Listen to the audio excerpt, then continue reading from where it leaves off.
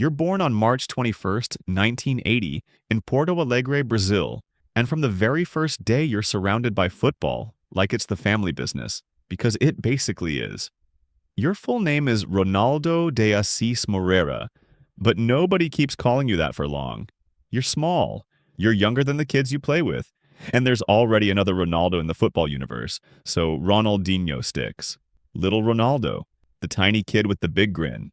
Your father João played professionally and now works as a welder. Your mother Miguelina works selling cosmetics and later becomes a nurse. And your older brother Roberto is a professional footballer too, which means you don't discover football. You grow up inside it. In your neighborhood, the pitches aren't pretty. Sometimes the only grass is in the corner and the middle is just sand, and that's normal. You learn early that the ball won't always bounce cleanly, so you adapt. First touch softer, feet quicker, head up earlier. And while other kids just run and chase, you start collecting little advantages. Rhythm, balance, deception, timing. You also fall in love with futsal. Tight indoor courts, hard surface, five-a-side. Defenders always close enough to breathe on you, and no space for, "I'll think about it later." That's where the hands of your style get built. Close control, quick feints, tiny touches that make opponents lean the wrong way. Years later, people will say you play like a street artist who somehow got into a stadium, but it's not accidental. It's thousands of small decisions made in cramped spaces where hesitation gets you tackled. Then life punches you in the stomach. You're 8, and your father dies suddenly from a heart attack. It's the kind of loss that doesn't just make you sad. It changes the shape of your childhood. You remember his advice because it's all you can still hear clearly. Off the pitch, do the right thing, be honest. On the pitch, play as simply as possible. Simple becomes your obsession because you start realizing simple isn't boring. Simple is brutal when you can do it faster and cleaner than anyone else. You keep playing and you keep smiling, and it's not because everything is fine. It's because football is the place where the world makes sense. By 7, you're already in organized youth football, and you're so small that the nickname Ronaldinho becomes permanent. You're the kid everyone underestimates until the first time you shift the ball and they end up guarding air. Then you hit the moment that turns local stories into real headlines. As a teenager, you score all 23 goals in a 23-0 game. And suddenly people who don't even care about youth football are asking, "Wait, 23?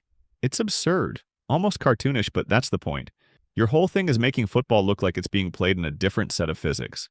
In 1997, you get called up to Brazil's under-17 national team, and now you're wearing the shirt that carries a country's expectations. The U17 World Cup in Egypt becomes the first major stage where you're not just talented, you're the difference. Brazil win the tournament, and the world starts attaching the word future to your name. Soon after, you sign with Grêmio and your life speeds up. Your senior debut comes during the 1998 Copa Libertadores, and in 1999 you really explode. Goals, assists, and performances that feel like a warning to every defender in Brazil. The matches that make you famous aren't always about numbers. Sometimes they're about humiliation. In the 1999 state championship final against International, you embarrass Dunga. Yes, that Dunga, World Cup winning captain, flicking the ball over him and then dribbling past him like you're proving a point. It's not just skill, it's personality. You play like you're telling defenders, "I'm not scared of your reputation." And Brazil loves that. Brazil loves swagger when it's backed by touch. Around this time, you get your first taste of the senior national team too, and instead of easing in politely, you start scoring and creating like you've been there for years. In the 1999 Confederations Cup in Mexico, you score in nearly every match. You even hit a hat trick in the semifinal chaos, and when the tournament ends, you walk away with both the golden ball for best player and the golden boot for top scorer. That's the moment international football stops thinking of you as a prospect and starts treating you like a problem that needs solving. You're still young, still light, still smiling like you've got nothing to lose, but you're doing this against seasoned professionals. And the scary part is you're not even finished growing into your body yet. The Olympics come in 2000, more games, more spotlight, more attention, and all of it is building toward the inevitable: Europe. In 2001, you leave Brazil and sign for Paris Saint-Germain. New language, new weather, new football culture that's less dance and more diagram. But you arrive with the same instincts. Keep it simple, keep it playful, keep it sharp. League One defenders try to be physical and serious and organized, and you respond by making them turn their hips the wrong way with one touch. You're not perfect in Paris, nobody is.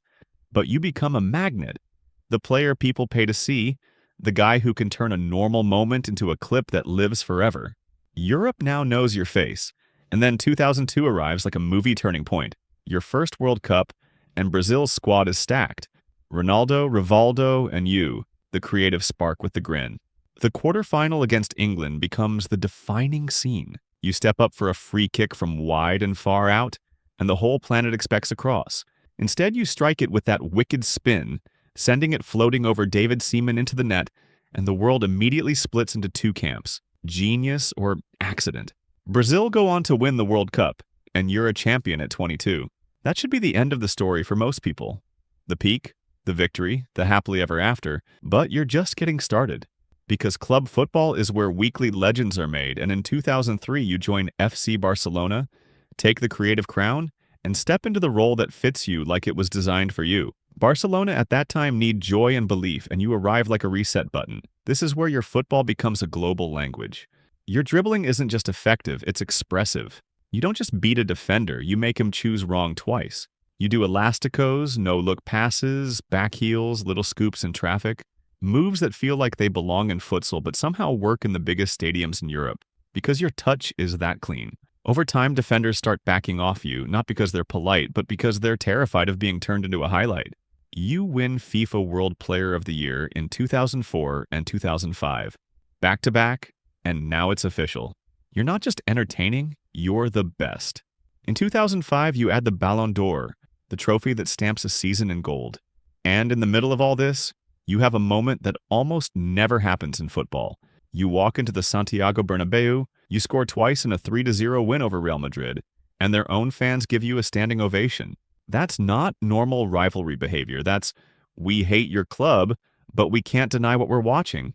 It's the kind of respect that only shows up for the rarest players, and you earn it with pure performance.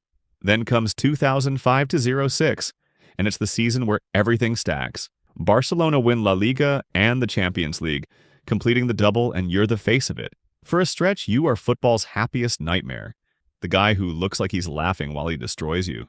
But here's the part that makes your story human. Peaks don't last forever, and sometimes the fall starts quietly. The 2006 World Cup arrives with insane expectations. Brazil are defending champions. The squad is overloaded with talent, and everyone expects another trophy. Instead, France knock you out in the quarterfinals, and the mood flips from celebration to disappointment overnight. That tournament becomes a warning. Being brilliant doesn't guarantee being unstoppable. Still, club football continues, but your Barcelona years after the peak start feeling heavier. More fame, more noise, more pressure, and slowly the consistency fades. In 2008, you leave Barcelona for AC Milan, one of the biggest names in world football. But the story changes. You're still capable of moments, still capable of magic, but the week-to-week dominance is gone, and people start describing you as not the same. By 2010, you're left out of Brazil's World Cup squad, and that's not just a selection decision, it's a message. The era has moved on. You return to Brazil in 2011 to play for Flamengo, and at first it looks like the perfect restart. Trophies, celebrations, the feeling that home can recharge you. But then it turns messy. Missed practices, inconsistent performances, and the relationship with the club collapses into contract disputes and an eventual termination. People on the outside love simple narratives. He fell off, he lost focus, he partied too much. But you're living a complicated truth. When you've been the symbol of joy and genius, everyone expects you to be that forever, even when your body and your life aren't built for forever. In 2012, you join Atletico Mineiro and something reignites. You're not the same explosive Barcelona version, but you still see passes nobody else sees. You still control games with timing and deception. You still make teammates better because defenders can't commit fully when you're on the ball. It's a second wind, a reminder that even when the highlight machine slows down, the brain and touch can still run the show. You keep playing across different clubs and contexts, but eventually the professional chapter closes. In January 2018, your brother and agent confirms what everyone already suspects. It's over, you've retired. And that should be the neat ending. World Cup winner, Champions League winner, Ballon d'Or winner, the man who made football feel like art. But your story doesn't end neatly because life after football doesn't come with a coach, a schedule, or a dressing room that keeps you centered. You remain famous, and fame is like a magnet for trouble when the structure disappears. Legal issues hit. In Brazil, there are disputes around unpaid fines and the seizure of travel documents, and suddenly the headlines aren't about nutmegs. They're about courts and paperwork. Then the most surreal chapter arrives in 2020 when you're detained in Paraguay over the use of false documents while entering the country, a case that turns into months of detention and house arrest. Eventually, you're released, and the whole episode becomes one more reminder that the second half of your life is harder to control than a ball ever was. But when the dust settles and people rewind the tape of your career, what survives isn't the controversy, it's the feeling. You're the kid from Porto Alegre. You're the teenager who scored 23 in one match and made the country look twice. You're the young pro at Gremio humiliating legends with audacity. You're the World Cup champion who bent a free kick over Seaman and wrote your name into the tournament's mythology. You're the Barcelona icon who didn't just win trophies but rebooted belief, who got applauded by Real Madrid fans because even they couldn't deny the artistry. The advice from your father that you carried like a secret: play as simply as possible. Because your simple was never basic.